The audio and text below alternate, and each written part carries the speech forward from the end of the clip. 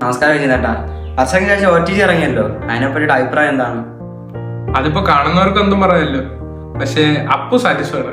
വിനീതേട്ടാ, ജ്ഞാപകം എന്ന പാട്ട് വ്യാപകമായി ട്രോളുന്നുണ്ടോ എന്ന് തോന്നുന്നുണ്ടോ? നമ്മളൊക്കെ പൈപ്പ് തുറന്ന വെള്ളമല്ലേ പറഞ്ഞ, പക്ഷേ അപ്പു തുറന്ന അങ്ങനെ അല്ല. വിനീതയുടെ ചോദ്യം മനസ്സിലായില്ലേ? നമ്മളൊക്കെ ഉറങ്ങുന്നതിന് മുമ്പ് അല്ലേ മൂത്രം ഒഴിക്കുന്നത്, പക്ഷെ അപ്പു അങ്ങനെയല്ല.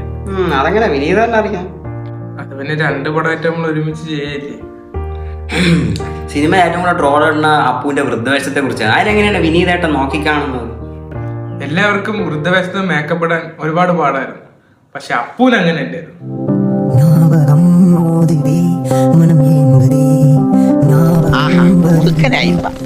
അമ്പരചുംബികളായ കെട്ടിടങ്ങൾക്ക് മുന്നിലൂടെ നഗരത്തിന്റെ ഹൃദയഭാഗത്തേക്ക് എന്നെ ഹെൻബർ കൊണ്ടുപോയി. കേരളത്തെ പോലെയല്ല പാശ്ചാത്യ രാജ്യങ്ങൾ. പാശ്ചാത്യ രാജ്യങ്ങൾ അങ്ങനെ അല്ലായിരിക്കും, പക്ഷെ അപ്പു അങ്ങനെയാണ്.